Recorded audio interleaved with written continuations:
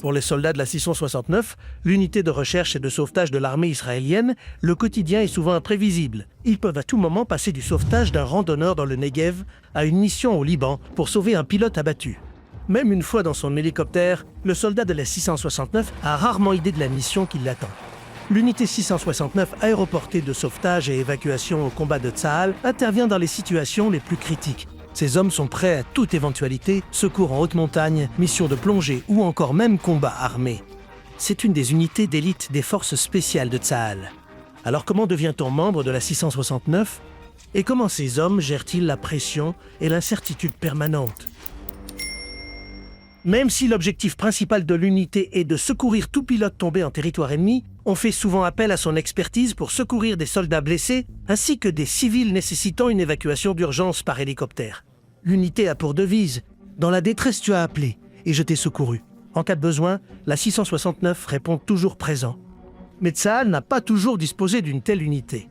Lors de la terrible guerre de Kippour en 1973, plus de 100 avions israéliens sont abattus en territoire ennemi, des dizaines de pilotes sont faits prisonniers et Tsahal n'a aucun plan de sauvetage. Benny Peled, le commandant de l'armée de l'air israélienne, réclame alors la création d'une unité spécialisée dans le sauvetage de pilotes et en 1974, l'armée crée enfin l'unité 669. Devenir combattant aéroporté d'évacuation et de sauvetage est loin d'être facile. Le processus de sélection commence par la redoutable journée de tests d'aptitude pour les corps d'élite du Yom Sayarot, où concourent plus de 10 000 jeunes Israéliens candidats aux unités les plus prestigieuses de Tsahal. Les évaluateurs recherchent des qualités physiques comme l'endurance et la discipline, mais aussi des aptitudes mentales. Travail d'équipe, créativité face aux problèmes et sang-froid sous la pression. Sur la cinquantaine de candidats admis dans la 669, seuls 60% terminent les 18 mois de formation ultra-intensif qui comprend sauvetage par câble, parachutisme et plongée sous-marine. Les recrues deviennent experts en survie, sauvetage en mer, sous le feu de l'ennemi ou de nuit, ainsi qu'en guérilla urbaine. Il ne s'agit pas simplement d'extraire des blessés de scènes de chaos, encore faut-il les maintenir en vie le temps d'atteindre à l'hôpital. Ils suivent donc également une formation médicale complète. Le programme d'entraînement garantit non seulement la maîtrise des compétences, mais aussi une formidable ingéniosité face à l'imprévisible.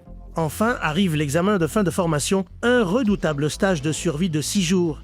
Les recrues doivent parcourir en binôme 20 km de désert par jour, chargés d'un paquetage pesant près de 40% de leur poids corporel, équipés seulement d'une carte, de juste assez d'eau et de cachets de minéraux pour éviter déshydratation ou hyponatrémie.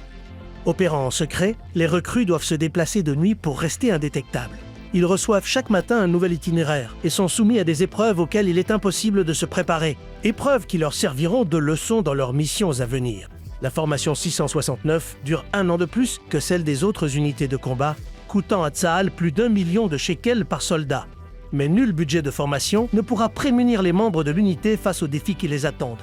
En 2018, par exemple, des soldats de Tsahal infiltrant le Hamas dans la bande de Gaza se retrouvent en nécessité absolue d'extraction de toute urgence. Démasqués par l'ennemi et acculés, ils comptent déjà 1 mort et plusieurs blessés. La 669 part aussitôt en mission de nuit en hélicoptère. En moins de 3 minutes, la plupart des soldats sont récupérés et il n'en reste plus qu'un à sauver. Un terrible dilemme s'impose alors aux combattants. Se replier pour se mettre hors de danger ou sauver le dernier soldat au risque d'être touché par un tir. Ils tentent leur chance et finissent par réussir à extraire tout le monde sain et sauf.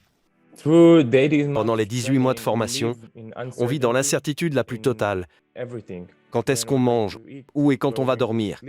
Que va-t-on faire? Et quelle sera la prochaine mission? Je pense que grâce à ces entraînements, on a appris comment se préparer face à l'imprévu et répondre présent en temps réel sur n'importe quel type de scénario possible sur le terrain, sans jamais abandonner quiconque sur le champ de bataille, bien évidemment.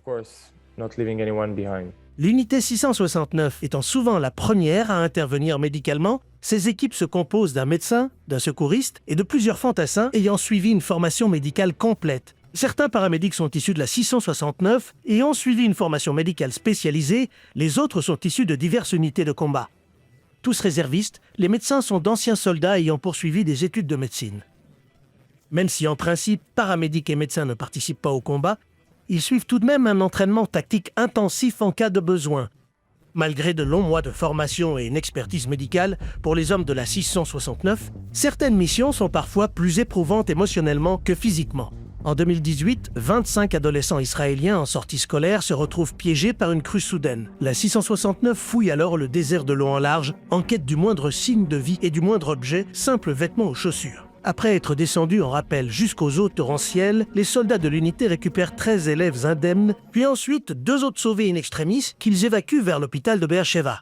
Malheureusement, malgré le professionnalisme et les efforts de la 669, 10 adolescents ne reviendront jamais. Et dans un petit pays comme Israël, les victimes s'avèrent parfois être des amis ou même de la famille. Arrivé à l'hôpital avec des soldats blessés qu'on vient d'évacuer, mon coéquipier reconnaît soudain parmi eux un ancien camarade de classe. Une situation dans laquelle on n'a qu'une envie, c'est d'aller auprès de lui prendre la main et de le rassurer, pour qu'il voie un visage familier. Mais on n'en a pas forcément le privilège. On n'a même pas le temps d'y penser, parce qu'il faut repartir le plus vite possible pour secourir et soigner d'autres blessés. On court toujours vers la prochaine mission et sa préparation en évitant de se laisser envahir l'esprit par le reste. En 2010, la 669 prend part à la mission humanitaire de Tsahal à Haïti. Il monte un hôpital de campagne, traite plus de 1100 patients, sauve 4 personnes des décombres et effectue 319 opérations chirurgicales et 16 accouchements. Et suite au séisme de 2015 au Népal, les hommes de la 669 rejoignent la mission israélienne de sauvetage à Katmandou et passent 2 semaines à rechercher et sauver les survivants dans les décombres. Plus près d'ici, des équipes de la 669 ont également pris part au sauvetage d'un car scolaire jordanien emporté par une montée des eaux soudaines.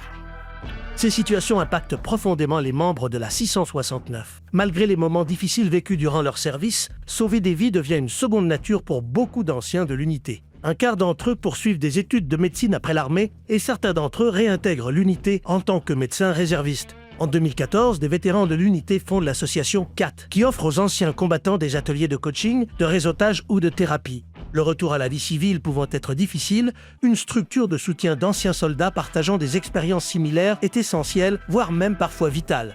L'unité 669 a sauvé la vie de plus de 15 000 militaires et civils en Israël comme à l'étranger. Delta Force, SEAL Team 6 ou les Bérets Verts comptent parmi les forces spéciales les plus connues dans le monde. Chez Tsahal, une unité d'élite est entièrement dédiée aux évacuations, au sauvetage et à la vie humaine.